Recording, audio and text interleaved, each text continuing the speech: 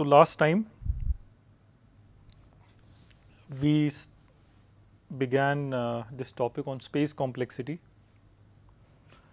So, we defined a non-deterministic version of space, right. So, basically measuring the space resources in a non-deterministic Turing machine in an NDTM. So, based on that, n space for a function f can be defined. Basically NDTM that decides problems which can be solved by an NDTM in around f of n space, and based on that we can define NP space, right, union of n space for all polynomials n to the c. P space will be the version which is deterministic Turing machine. So, union space of n to the c, it is obviously a subset of NP space. Then there are these classes for very small functions, okay, log n for example. Anything less than log n will not be of much interest to us, but log n is interesting because you can at least index the input string. Input string has length n, so just to index a position you need log n bits. So, if the work tape has this much, then we say class is the problems which can be solved is log space, and the non-deterministic version is NL, right. For example, addition, multiplication you can do in this space. P and NP become equal under P space oracle. Okay, you can show this and you can compare d time with space, with n space and with exponential time. Okay, so let us now look at the notion of PSpace completeness motivated from NP completeness. But now we are talking about polynomial space in the work tape, right. So, that is a lot of space, and time is actually potentially exponential time. So, hence a lot more problems you should be able to solve in PSpace. So, what is the hardest problem that you can solve? So, this will be a potentially hardest problem in PSpace. It is called TQBF. Okay, TQBF is quantified Boolean formulas that are true quantified Boolean formula.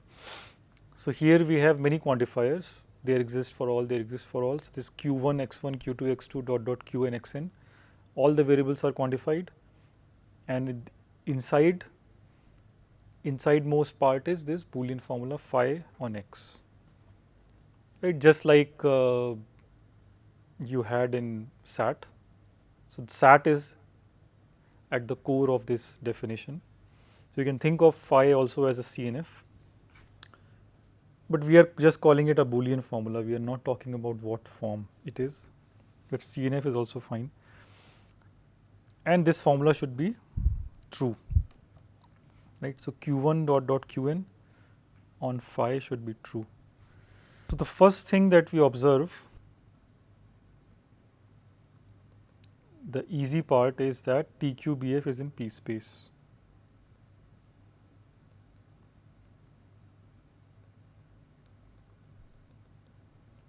Okay, you can solve TQBF in polynomial space. Now, look at the domain of x1 to xn, it is 0 1 to the n, right, that is exponentially large. So, what I mean, this brute force algorithm has to be implemented very carefully if you want to do it in polynomial space. So, let psi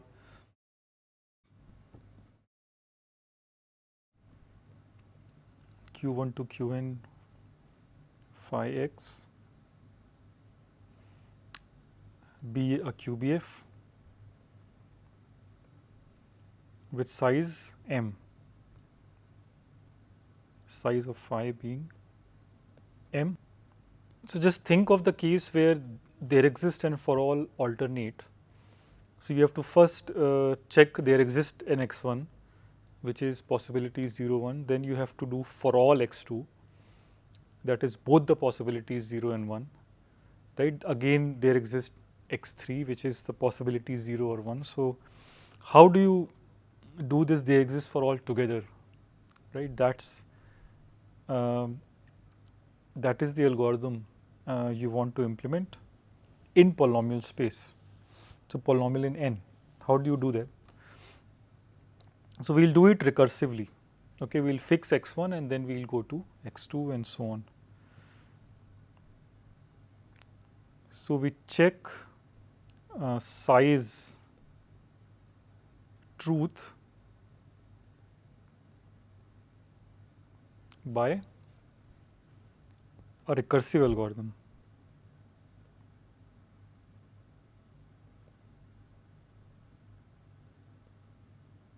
So, in this recursive algorithm, it is based on this idea that psi is true if and only if in case q1 is there exist, then you want q2 x2 dot dot qn xn phi with x1 set to 0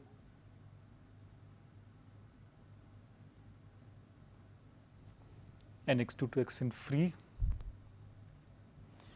You want either this or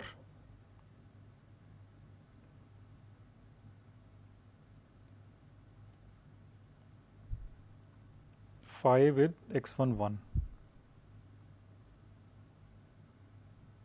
So, in the case of there exist, one of these should be true, either x1 equal to 0 should be true or x1 equal to 1 setting should be true. So, that is one case. The other case is q1 is for all. So, then what you will want is you will want, so let me change the color of this. So, q1 is for all, then you want q2 x2 qn xn 0 x2 to xn, both of them, right, x1 equal to 0 and x1 equal to 1.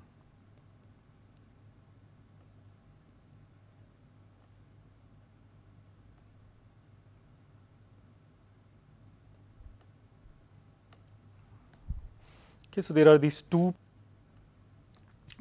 possibilities. Case 1 is q1 is there exist, case 2 is q1 is for all, and we have these obvious conditions, the only difference being or and operator.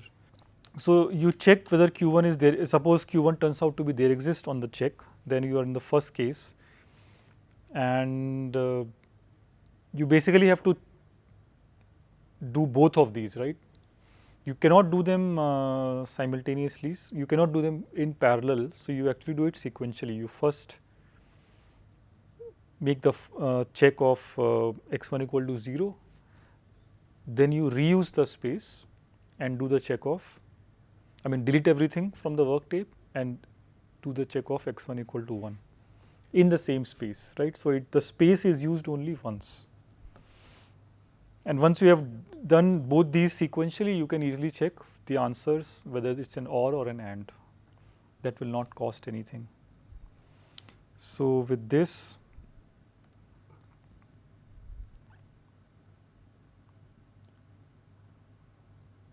so by reusing work tape space,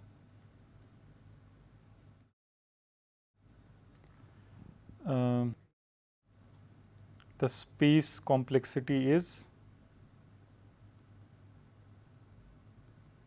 space complexity S n comma n is given by So Sn comma m,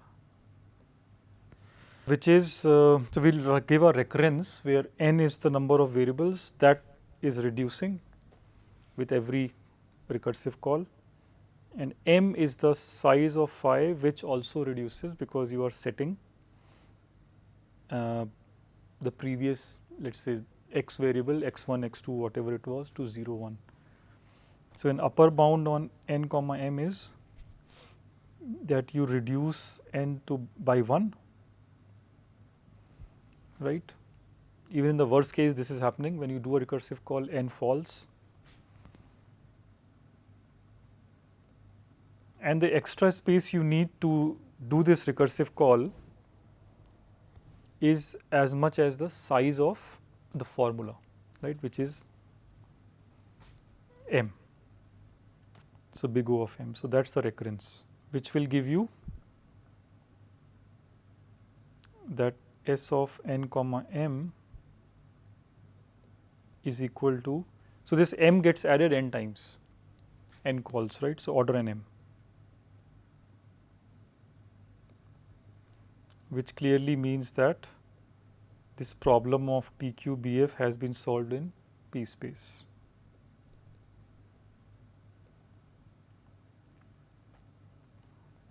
Right. So let me give you an exercise to improve this. So improve this to order n plus m.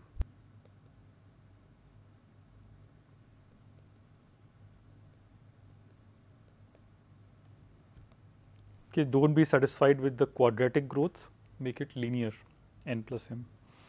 But either way, this will not change the fact that, or this will not improve lemma 1. Lemma 1 remains the same, that TQBF we have shown in PSpace. And now comes the main lemma, which is about completeness.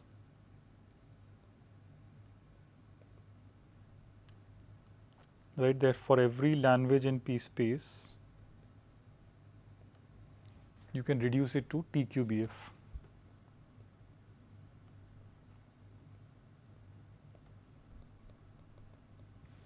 And note that the reduction is deterministic polynomial time. Okay, it's not a PSpace. I mean, it's weaker than a PSpace reduction.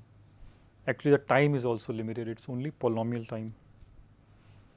So any problem in PSpace, you can reduce in polynomial time to TQBF. So hence, once we have shown this, you would know that TQBF is the hardest problem in PSpace, and it must be really hard. It's actually much harder than NP complete problems, right? Because here we actually are not limited time, we are only limited space. So that's a big relaxation. So you can solve many more problems in PSpace potentially. So let M be an Sn space Turing machine deciding L.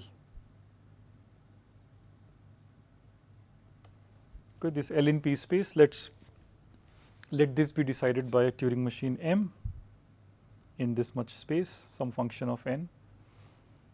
Idea is construct QBF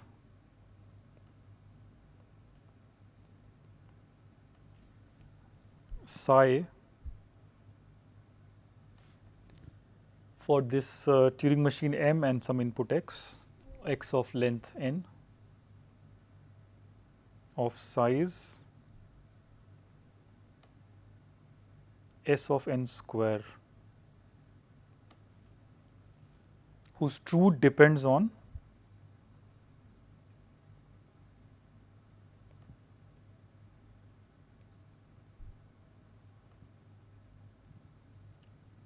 M accepting x.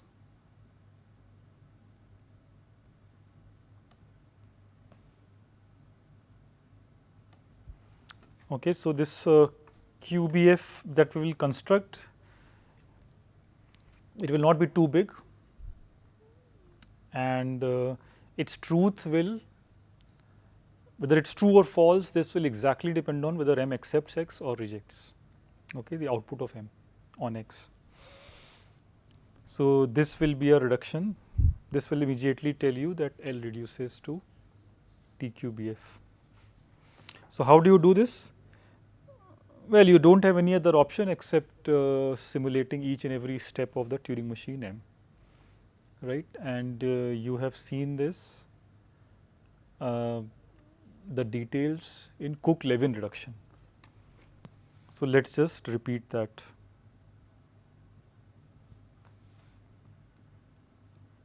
So by Cook-Levin reduction,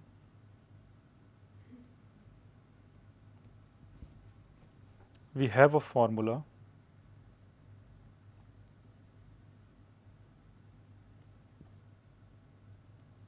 phi on mx C prime of size order of S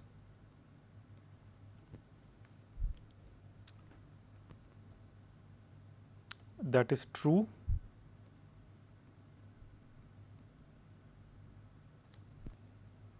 if and only if C to C prime is a valid transition.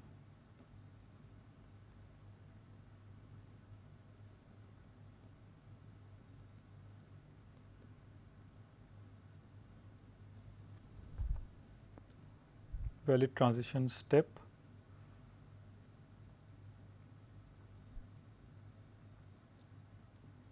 of configurations of M on X.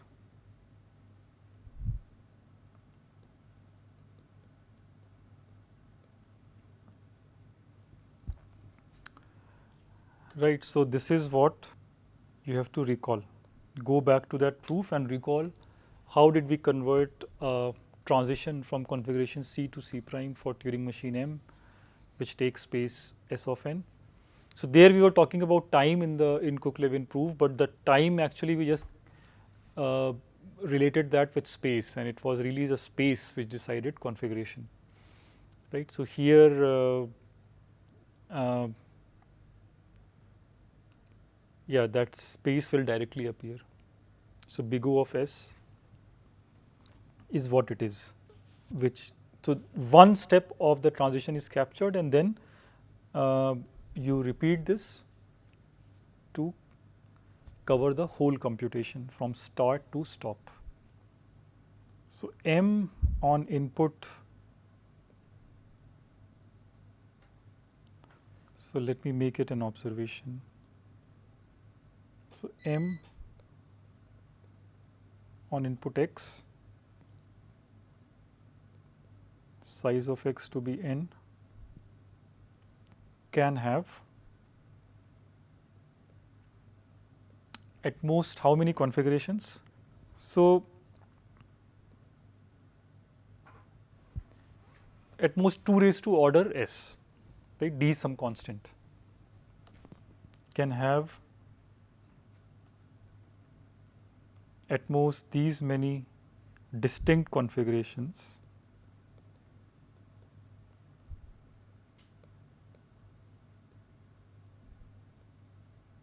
for constant D.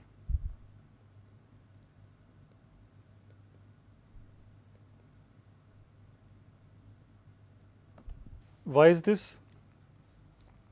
Well, because the work tape has only space order of S, and so configuration basically depends on the work tape space, the workspace, and number of configurations, then that the number of C that you can get, configuration C. You can think of it as a binary string, and how many binary strings are there? 2 raised to S. Okay, and we keep D to cover the blow up. So it's 2 raised to D times S. That's the number of distinct configurations. Configurations cannot repeat because going to the same configuration would mean that there is a cycle, there is a loop now in the computation.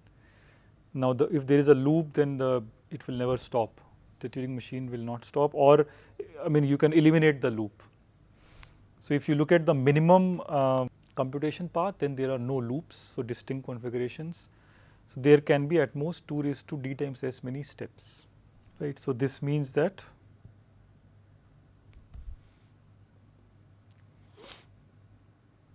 m has number of steps less than equal to this, right? That's the bottom line. Okay, that's the time complexity. So now let us look at many steps, how to convert it into a formula, just like what we did in Cook-Levin. So it's possible to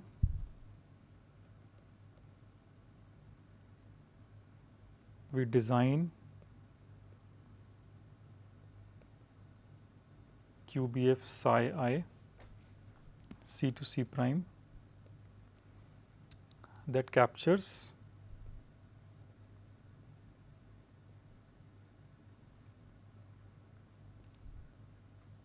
whether C to C prime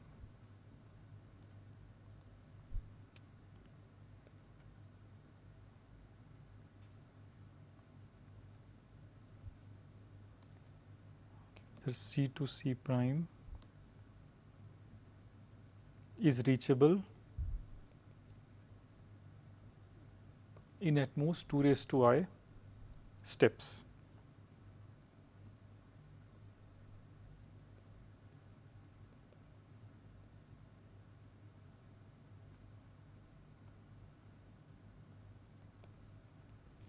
Okay, so with input x, when m runs from configuration C, can it reach 2 raised C prime in 2 raised to I transition steps? So this we can write as follows. So psi I C to C prime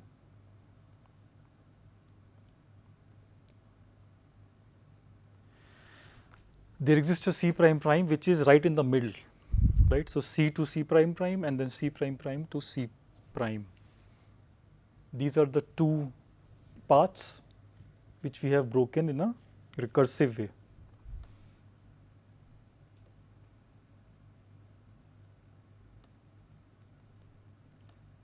And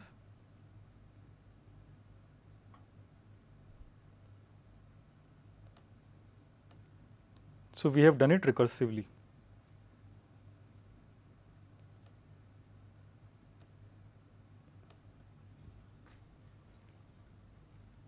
Okay, so recursively we can write psi I in terms of psi I minus 1 because we can halve. Now this is a clever idea. It's a very computer sciencey idea to break the problem in equal halves. And we are doing it because the number of paths and number of or the time complexity is exponential, right? It was 2 raised to s of n. So to handle exponential, we want to divide into equal halves. So because halving can be done then at most s of n times only. So we have a chance of getting a much faster analysis, a better analysis. But does this succeed? So here the problem is that this recursive expression is doubling the size of the formula, right? Because it's taking 2 copies of psi I minus 1. So every step it is actually doubling the size.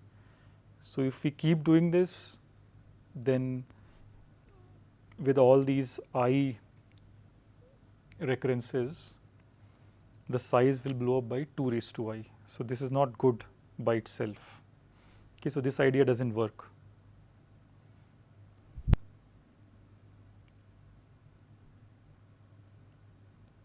So it gives us a QBF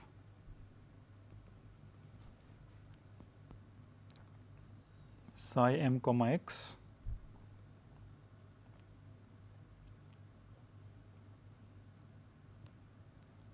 as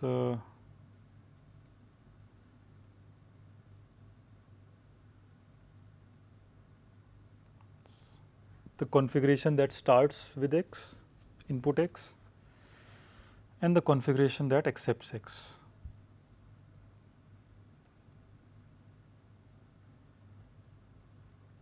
Right. So, these configurations, these two configurations, time complexity number of steps is 2 raised to d Sn, and you do this recursively, the previous the recurrence formula, you keep applying it, and that will give you start to stop, in fact start to accept state, right. But every time we are introducing a new quantifier, a new variable c prime prime, and this AND operator which is doubling the size. That is a problem. But size of mx is greater than 2 raised to dsn. So, how do we improve this?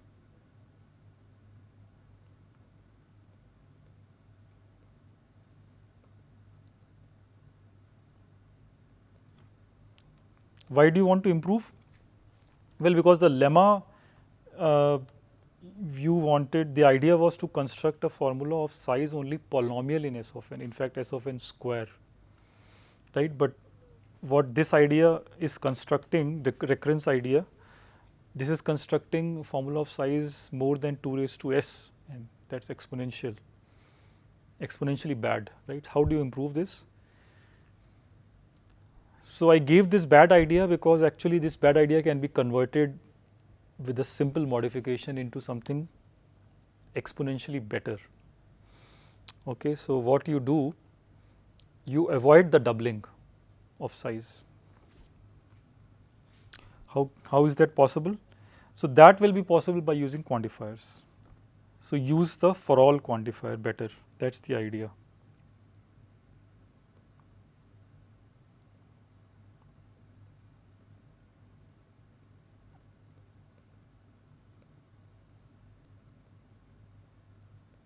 To avoid doubling.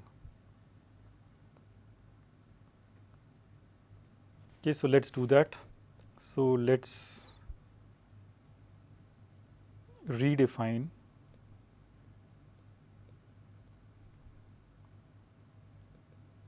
psi I c to c prime as, so there should exist a midpoint, that c prime prime as before, but then we will now use for all quantifier to say both about the first half and the second half simultaneously without doubling the space, without doubling the formula size. So, for all d1 and for all d2,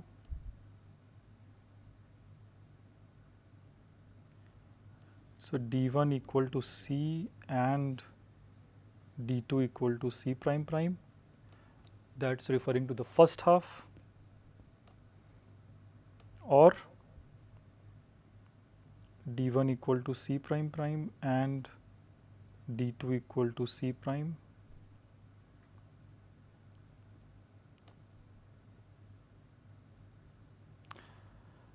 So, either of these two situations, so first half or second half, should mean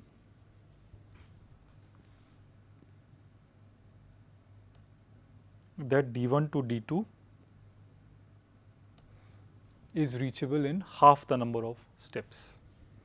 Okay, so in we have been able to compress first half, second half into just one statement, right, which is by using this d1, d2 new variables. So, this is the clever part, right, and we have used for all quantification for this, so that we can make a statement about both the halves without doubling the size of the formula. So, now we get that the size of psi, this new definition,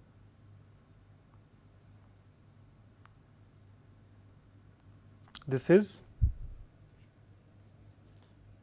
so how many times will this recurrence run? That is d times Sn,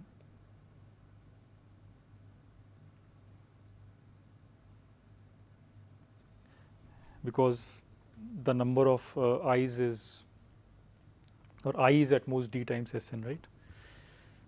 So that's the number of recursive calls, and in each recursive calls, how much are we adding to the formula? So we are adding above psi I minus 1, we are adding this d1, d2, c prime prime, c prime, and c, those sizes. So they were of size the space, which is big O of S, right? So only that much. So this is big O of Sn square. So in the end, the formula is only quadratic in the space. And the other property you should observe is that M accepts X if and only if this TQBF is true. Why is that? Well, because that is what it expresses. Ultimately, the psi mx formula is expressing that there is a start with x and there is an accept x path from C start configuration to C accept configuration on x. So if there is a path, then the formula will be true, and if there is no path, then the formula cannot be true, right? Because it's actually tracking the configurations, looking at the midpoint. That was the trick. So this means that L has been reduced to TQBF, right? So that finishes the proof of lemma 2. We have reduced any PSpace problem to TQBF.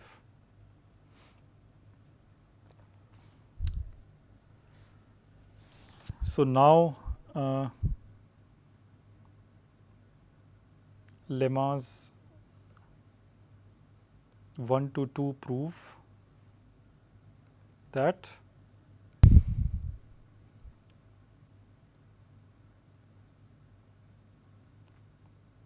a theorem by Meyer and Stockmeyer, it's a very old theorem from 1972, that TQBF is PSpace complete.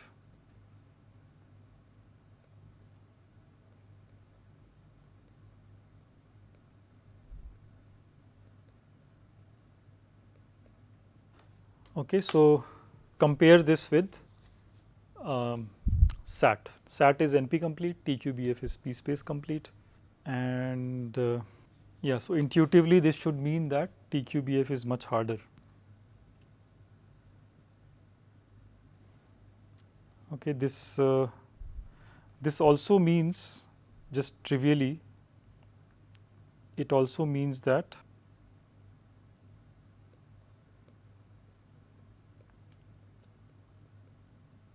TQBF is NP hard. Okay, when every problem in PSpace reduces to it, so also NP problems reduce to it. So an NP is in PSpace. So TQBF is NP hard, but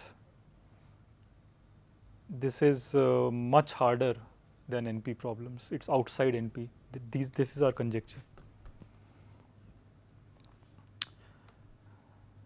Okay.